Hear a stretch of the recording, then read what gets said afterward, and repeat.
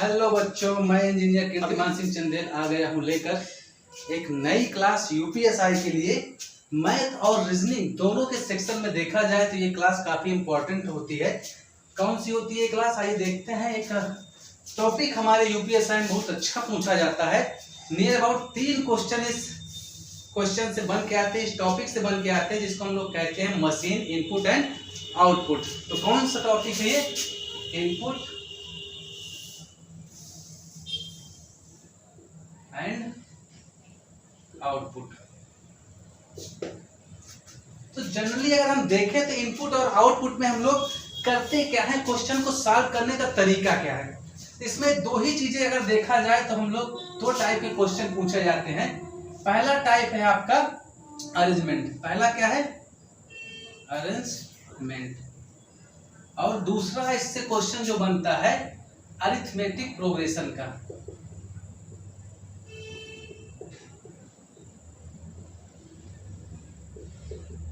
दूसरा जो क्वेश्चन बनता है अरिथमेटिक प्रोग्रेशन का बनता है। अब इसको अगर मैं देखूं तो ये क्या होता है, किसी भी चीज को अरेंज करना, मतलब वो बिखरा हुआ है उसको हमें अरेंज करके एक जगह रखना क्या कहलाता है, किसी चीज का अरेंजमेंट कहलाता है। अब अरेंजमेंट किस टाइप के इसमें पूछा जा सकता है, अगर मैं इसकी बात कहूं तो बेसिकली इसमें जो अरेंजमेंट पूछा जाता है, पहला पूछा जाता है आपका वर्ड्स का अरेंजमेंट, मतलब कि अल्फाबेटिकल अरेंजमेंट पूछा जाता है। तो पहला तो इसमें जो पूछा जाता है वर्ड्स का अरेंजमेंट पूछा जाता है, और दूसरा अरेंजमेंट जो पूछा जाता है वो पूछा जाता है नंबर का अरेंजमेंट। काहे का? नंबर का अरेंजमेंट आपसे पूछा जाएगा। अब ये जो वर्ड का अरेंजमेंट है ये आपको 2-3 टाइप से पूछा जा सकता है। पहला तो ये कि आपको ये डिक्शनरी के हिसाब से पूछ लेगा। दूसरा ये कि आपको ये पूछ लेगा वोवेल और कॉन्सोनेंट के फॉर्म में पूछ लेगा अरेंजमेंट। आपको जो क्वेश्चन करना है वो इसी अरेंजमेंट के फॉर्म में ही करना है कि हमारा जो अरेंजमेंट है वो किस फॉर्म पे है। अगर उस नब्ज को आप पकड़ लिए तो क्वेश्चन को सॉल्व करना आपके लिए काफी आसान हो जाएगा। आइए थोड़ा सा देखते हैं। पहला इसमें क्या हो जाएगा, डिक्शनरी के फॉर्म में।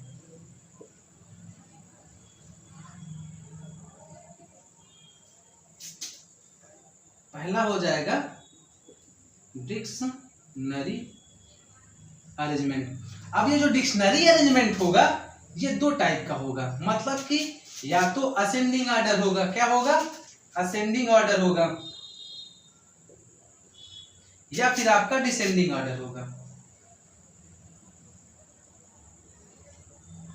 या फिर आपका डिसेंडिंग ऑर्डर होगा। ठीक है, अब आपके दिमाग में आ रहा होगा कि असेंडिंग ऑर्डर क्या होता है, डिसेंडिंग ऑर्डर क्या होता है। इधर आए थोड़ा देख लेते हैं। मान लो मेरे पास कुछ वर्ड दिए हैं, एप्पल, उसके बाद दिया है डॉग, फिर दिया है गॉड। अगर मैं इसको असेंडिंग ऑर्डर में लिखूंगा तो पहले मेरा क्या आता है, एप्पल आता है, फिर डॉग आता है, और फिर गॉड आता है। क्या आती है? गॉड आती है। ठीक है, अगर इसी को मैं डिसेंडिंग ऑर्डर में लिखूं, मतलब कि ए से लेकर जेड की तरफ जाते हैं तो ये हमारा असेंडिंग ऑर्डर हो गया, और वहीं पे अगर हम जेड से लेकर ए की तरफ आते हैं तो हमारा डिसेंडिंग ऑर्डर हो गया। मतलब इसको अगर मैं डिसेंडिंग ऑर्डर में लिखूं तो गॉड, डॉग एंड एप्पल, ये आपका डिसेंडिंग ऑर्डर हो गया। तो दूसरा अरेंजमेंट आपको कैसा दिखेगा, यहाँ पे पहला तो दिखेगा डिक्शनरी के आधार पे असेंडिंग या डिसेंडिंग ऑर्डर पे। दूसरा दिखेगा आपको यहाँ पे वोवेल एंड कॉन्सोनेंट के फॉर्म में, मतलब कि वोवेल एंड कॉन्सोनेंट के फॉर्म में। वोवेल एंड कॉन्सोनेंट के फॉर्म में अगर देखें तो कैसा है, जैसे मान लो मेरा एप्पल है, मैं पहले देखूं ना तो जो मेरा वोवेल होता है वोवेल वाले वर्ड्स को मैं पहले रख दूं, उसके बाद कॉन्सोनेंट वाले वर्ड्स को बाद में रखूं, या फिर पहले मैं वोवेल वाले वर्ड्स को पहले रख के कॉन्सोनेंट वाले वर्ड्स को पहले रखूं, फिर वोवेल वाले वर्ड्स को रखूं। तो ये वाला अरेंजमेंट जो पाया जाएगा ये कैसा होगा, वोवेल एंड कॉन्सोनेंट अरेंजमेंट में आ जाएगा। तीसरा फिर आपका आ जाएगा भैया लेटर काउंटिंग। लेटर काउंटिंग के आधार पे भी कर सकता है, वो कैसा? Letter counting. लेटर काउंटिंग के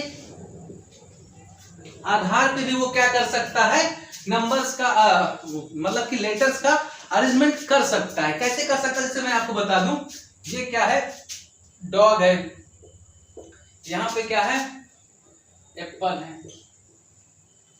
उसके बाद आपका आ गया गो, फिर आपका आ गया पीपल, देखा जाए तो अगर इस वर्ड्स के टोटल नंबर को हम ऐड करते हैं तो कितना है 5। तो पहले हमने पीपल रख दिया, उसके बाद क्या रख दिया, ये 5 अक्षर थे इसलिए हमने पहले रख दिया। उसके बाद 4 अक्षर वाला रखेंगे, सॉरी ये भी 5 अक्षर का है तो इसको भी इसके साथ ही रख देंगे। उसके बाद 3 अक्षर वाला है, कौन सा, डॉग है, तो इसको रख दिए। उसके बाद 2 अक्षर वाला है तो इसको हमने ऐसे रख दिया। तो हम लोग नंबर को काउंटिंग करके भी रख सकते हैं ऐसे, तो आप ऐसे भी रख सकते हो, या फिर नंबर प्लेस की भी काउंटिंग करके आप रख सकते हो। तो काउंटिंग वाले ऐसे होंगे, ठीक है। ये भी 2 टाइप्स रखा जा सकता है। कैसे रखा जा सकता है, 2 टाइप्स रखा जाता है। पहला तो असेंडिंग और दूसरा डिसेंडिंग,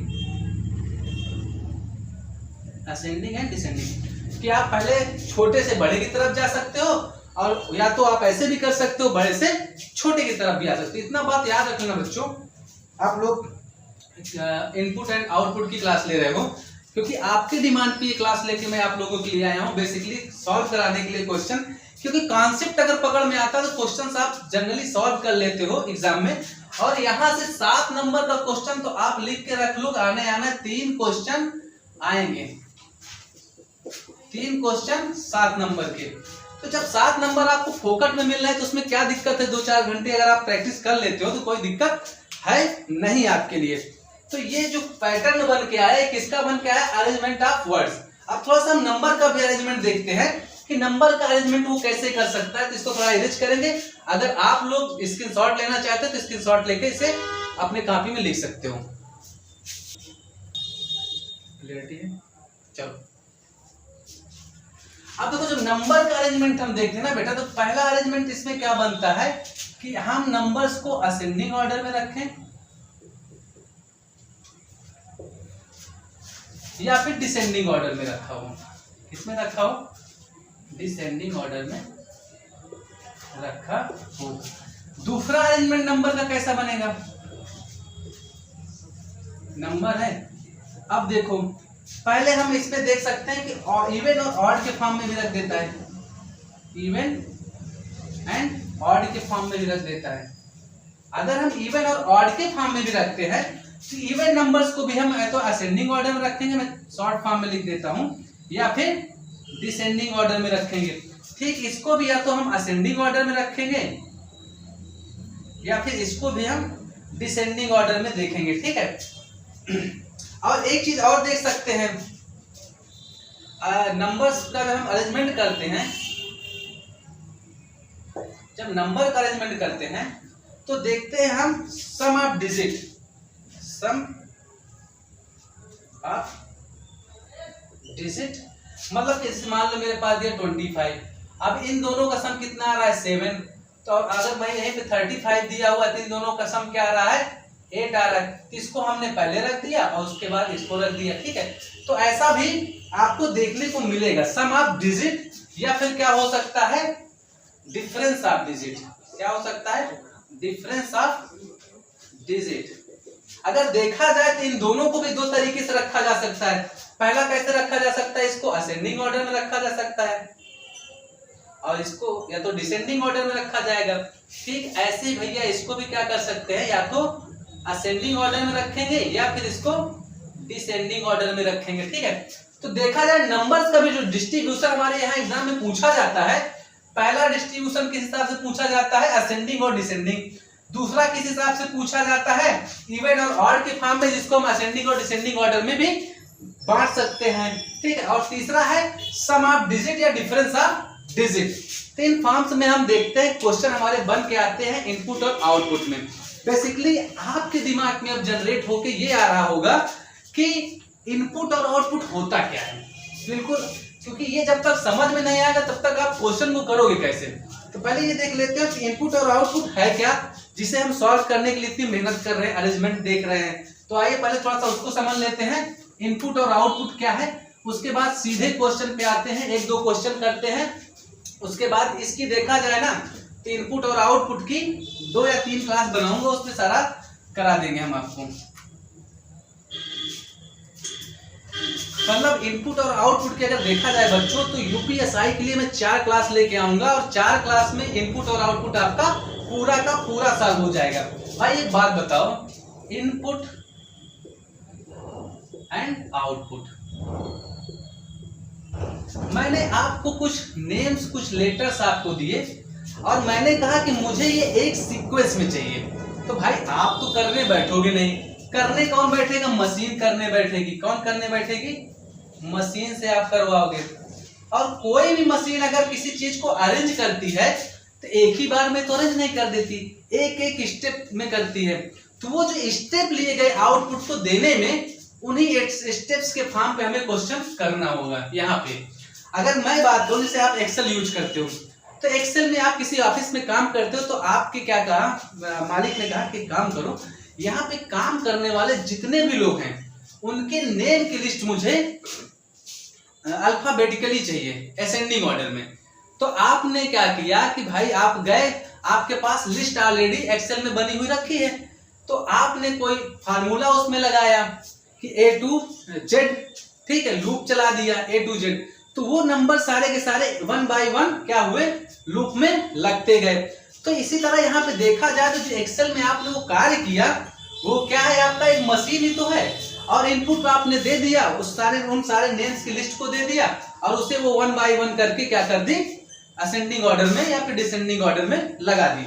तो आइए हम आपके लिए अब एक क्वेश्चन करते हैं। यहाँ पे यूपीएसआई में आया हुआ क्वेश्चन है, उसको करते हैं, वहां से बहुत सी चीजें आपकी क्लियर होती हैं कि क्वेश्चन लगेंगे कैसे। तो आइए एक क्वेश्चन हम कराते हैं। आई होप कि आपको ये समझ में आ गया होगा कि इनपुट और आउटपुट क्या है। ठीक है, हाँ तो बच्चों चलो देखते हैं क्वेश्चन नंबर 1। हमको एक इनपुट दिया हुआ है, ये हमारा क्या है, इनपुट है, और हमारी जो मशीन है उसको 5 स्टेप्स में क्या कर रही है, 5 स्टेप्स में अरेंज कर रही है। तो जैसे ही हमको इनपुट मिला, ये इनपुट है, तो हम सीधे रिजल्ट में आएंगे। रिजल्ट में आएंगे, देखेंगे क्या है, पहले बियर है, फिर कोल्ड है, फिर कॉपी है, फिर डिश है, फिर पेन है, फिर टास्क है। चलो कोई बात नहीं, अब इसके स्टेप्स को पहले हम समझ लेते हैं कि इसको अरेंज कैसे किया गया। तो भाई यहाँ से एक चीज तो समझ में आ गई कि इसने अल्फाबेटली वर्ड्स को असेंडिंग ऑर्डर में क्या किया है, वर्ड्स को असेंडिंग ऑर्डर में इसने अरेंज किया। क्यों? क्योंकि पहले बियर वाला था, मतलब बी वाला था, फिर सी वाला, फिर सी वाला, क्योंकि सी वाले 2 हैं, फिर डी वाला, फिर पी वाला, फिर टी वाला। मतलब कि वर्ड्स के बढ़ते हुए क्रम को इसने क्या किया, अरेंज किया। तो देखो इसने यहाँ पे क्या किया, पहले बियर को दिया और बाकी ये series as well as put up कर दिया। अब फिर बी के बाद यहाँ इसने कोल्ड को लिया, कोल्ड के बाद क्या किया, सी वाले को लिया, उसके बाद देखो टास्क डिश पेन वैसे ही रख दिया। उसके बाद बियर के बाद फिर क्या, कोल्ड के बाद कॉपी, कॉपी कहाँ पे, यहाँ कॉपी को लिया, टास्क डिश पेन ऐसे ही रख दिया। उसके बाद बियर कोल्ड कॉपी, और उसके बाद क्या हुआ, डिश लाया, यहाँ से टी वाला लेके आया, फिर टास्क और पेन वैसे ही रख दिया। उसके बाद बियर कोल्ड कॉपी डिश, और इसने क्या किया, यहाँ पे देखो टी से पहले पी आता है, इसलिए पेन को यहाँ लाया और टास्क ऑटोमेटिक क्या हो गया, नंबर में लग गया। तो इसी तरह हमको इसको भी अरेंज करके क्या बताना है, कितने स्टेप में होगा, how many steps, how many step. ठीक है, ये पूछ रहा है यहाँ पे। लेकिन आधार किससे बनाना है, इससे बनाना है। जैसे इसने अरेंज किया है वैसे हमें इसको भी अरेंज करना है। कोई बात नहीं भैया, चलो अरेंज करते हैं।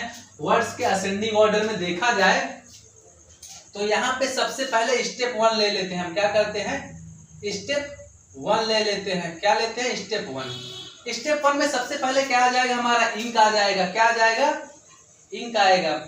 क्या आएगा, INK, क्योंकि सबसे पहला वर्ड्स तो यहाँ पे यही है। एज वेल एज इसको यहाँ से ऐसे उतार दो, table TABLE table, peacock PEACOCK peacock, और उसके बाद आपका ऑरेंज, ऑरेंज, उसके बाद स्टैप, उसके बाद वैग। अब स्टेप 2 में क्या आ जाएगा, स्टेप 2 देखो, स्टेप 2 में इंक तो हमारा भाई अरेंज है, पहले ही आ गया। ठीक है, इंक। इंक तो हो गया। अब आई के बाद क्या आता है भैया हमारे पास, आई के बाद देखा जाए तो यहाँ पे ओ आता है, ऑरेंज। ऑरेंज हो गया, ऑरेंज हो गया। एज वेल एज टेबल वैसे पुटअप करनी है, इंक हो गया और ऑरेंज कहाँ पे आ गया, यहाँ पे आ गया। तो क्या आ जाएगा आपका, टेबल आ जाएगा, पीकॉक आ जाएगा, और उसके बाद ऑरेंज तो यहाँ चला आया, स्टेप हो जाएगा और वैन हो जाएगा। 2 स्टेप हो गया। तीसरा स्टेप क्या होगा, इंक हो गया, उसके बाद ऑरेंज हो गया। ओ के बाद क्या आता है, आप देख के बताओ भैया, ओ के बाद क्या आता है, ओ के बाद पी आता है। तो ये आ गया हमारा पीकॉक, यहाँ पे पीकॉक हो गया। उसके बाद हमारा क्या आ जाएगा, स्टैब, सॉरी पी के बाद हमारा टेबल, क्या आ गया, टेबल आ गया, स्टैब आ गया और वाइन आ गया। अब अगर इसको हम और आगे बढ़ाएं स्टेप, अगर स्टेप को हम और आगे ले जाएंगे, चौथे चरण में लेके जाएंगे, तो हमारा इंक तो पहले से वही रहेगा, ऑरेंज भी पहले से वही रहेगा, ऑरेंज भी यही रहेगा। पीकॉक को हमने ऑलरेडी सेटअप कर दिया है, क्या कर दिया है, पीकॉक को हमने ऑलरेडी सेलेक्ट कर दिया है। अब पी के बाद आता क्या है, टी। टी तो ऑलरेडी हमारा, पी के बाद क्या आएगा, पी के बाद एस आ जाएगा, ठीक है। यहाँ पे पी के बाद एस आ जाएगा तो क्या हो जाएगा, स्टैब हो जाएगा, उसके बाद टेबल और उसके बाद वैन, ठीक है। तो ये हमारा देखा जाए अब सेटल है, क्योंकि एस के बाद टी आता है, टी के बाद वी आता है, ये फाइनल सेटल हो गया, ठीक है। अब इन दोनों को तो हमें सेटल ही नहीं करना पड़ा, ये ऑलरेडी सेटल हो गए। तो देखा जाए तो जैसा इसका हमने बेस बनाया, उसी बेस पे हमने, अभी मैं आपको इसमें ट्रिक भी बताऊंगा, छोटी सी ट्रिक में भी तुरंत सॉल्व हो जाएगा। लेकिन अभी आप पहला क्वेश्चन कर रहे हो, इसलिए थोड़ा सा लॉन्ग फॉर्म में करो। तो कितने स्टेप आए भैया यहाँ पे, टोटल स्टेप कितने आ गए हैं, टोटल स्टेप आपका आ गया है 4 टोटल स्टेप यहाँ पे बन के आए। कितने बन के आए, 4 टोटल स्टेप बन के यहाँ पे आए हैं, 4 चरण। और अभी थोड़ा सा इसी में एक क्वेश्चन अगर आपसे और पूछ ले हो तो उसको भी करा देते हैं हम, इसको थोड़ा सा इरेज करते हैं और इसका अगला क्वेश्चन इस पे क्या वो पूछ सकता है, ठीक है। ये लो, इसको हटा देते हैं हम, इधर वाला हटा देते हैं, आप उधर वाला देखिए, ठीक है।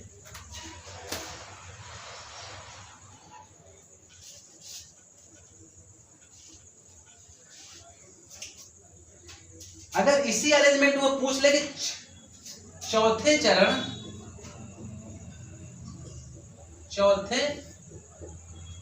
का अंतिम शब्द क्या होगा, कहने का मतलब चौथे चरण का अंतिम शब्द क्या होगा। आ जाओ भाई, चौथा चरण क्या है, ये ink, orange, peacock, stab, table and van. तो क्या हो जाएगा, वैन। वैन क्या है यहाँ पे, अंतिम शब्द होगा। तो ऐसे आपको कोई भी क्वेश्चन निकाल के आपसे पूछ सकता है कि भाई इसमें कौन सा होगा, या फिर वो पूछ लेगा आपसे कि सेकंड अरेंजमेंट में तीसरा शब्द दाएं से कौन होगा, या फिर थर्ड अरेंजमेंट में बाएं से चौथा शब्द क्या होगा। तो आप अरेंजमेंट करके यहाँ से निकाल सकते हो। बाकी मैं आपको आगे जब पढ़ाऊंगा तो वहां पे मैं आपको छोटी सी ट्रिक भी बताऊंगा। लेकिन अभी क्या, कुछ बच्चे ऐसे भी होंगे इसमें जो अभी हाल में नया पढ़ना स्टार्ट किए होंगे, इनपुट और आउटपुट इससे पहले नहीं पढ़े होंगे, तो हो सकता है उनको इस चीज में दिक्कत आए। इसलिए मुझे बेस उठा के चलना पड़ेगा और बेस से लेके मैं चल रहा हूँ। जो बच्चे इससे पहले पढ़ चुके हैं कहीं, तो प्लीज बेस समझ के पढ़ लें। और आने वाले जब क्वेश्चन आगे मिक्स्ड होंगे, नंबर और अल्फाबेट दोनों मिक्स्ड होंगे, तो उसमें ट्रिक भी काम करेगी और क्वेश्चन आपके जल्दी सॉल्व हो जाएंगे, ठीक है। परेशान बिल्कुल मत होइएगा। इसके कुछ क्वेश्चन मैं आपको लिंक में यहाँ नीचे दे दूंगा, वहां से आप सॉल्व करिएगा। सेम अल्फाबेटिकल वाले अरेंजमेंट पे आप उठा के करिएगा, आपके क्वेश्चंस बनेंगे। और मैं कल इसके 2 क्वेश्चन 3 क्वेश्चन और करा के फिर अलग टाइप के क्वेश्चन में लेके चलूंगा। इससे एक हाई लेवल क्वेश्चन में लेके मैं आगे आपके लिए आऊंगा। और 4 वीडियो में इसके लिए आपको बनाऊंगा। 4 वीडियो में आपका इनपुट और आउटपुट सारा का सारा खत्म कर दूंगा। कल मॉर्निंग में इसका एक वीडियो और मिल जाएगा आपको, जिसमें इसी के अल्फाबेटिकल अरेंजमेंट के कुछ हाई लेवल क्वेश्चन मैं आपके लिए लेके आऊंगा। तो मिलते हैं कल सुबह वाली क्लास में और अच्छे से सॉल्व करिएगा क्वेश्चन। वहां पे बेस मैंने यहाँ पे आपको डाल दिया है भाई। देखो सिंपल सी बात है, आपकी मेहनत ही आपकी सफलता का वजूद बन के आएगी। जब तक आप कलम उठा के कागज पे नहीं कुरोदोगे, कोई भी महाज्ञाता आपको सफलता की चरम ऊंचाइयों तक नहीं ले जा सकता है। तो सिंपल सी बात ये बच्चों कि अगर आप तैयारी कर रहे हो यूपीएसआई की, उत्तर प्रदेश पुलिस की या आरओ एआरओ की, तो कलम पेन उठाओ और लग जाओ हमारे साथ पढ़ने में। मिलते हैं कल मॉर्निंग वाली क्लास में, तब तक के लिए बेटा आपसे लेते हैं अलविदा एंड जय हिंद।